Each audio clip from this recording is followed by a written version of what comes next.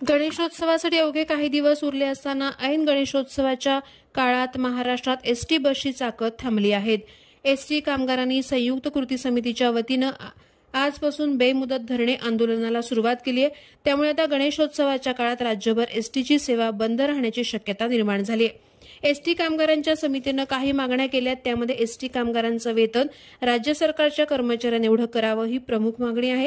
त्यामुळे आजपासून एसटी कामगार काम बंद ठेवून धरणे आंदोलनात उतरले आहेत। ऐन गणेशोत्सवाच्या काळात एसटी सेवा बंद झाल्यामुळे प्रवाशांची मोठी गैरसोय होणार आहे।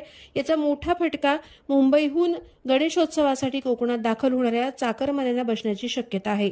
दरम्यान या पार्श्वभूमीवर रत्नागिरी जिल्ह्यामध्ये खेड, दापोली आणि काही अंशी देवरुख वगळता या बंदचा परिणाम फारसा झालेला दिसून येत नाही। रत्नागिरी शहरातील रहाटागड येथे नियमित वाहतूक सुरू आहे। येथे कोणताही बंदचा परिणाम झालेला अद्याप तरी दिसून आलेला नाही। प्रहार डिजिटलसाठी दुर्गेश पिलणकरसह अनघा निकम, मखदूम, रत्नागिरी।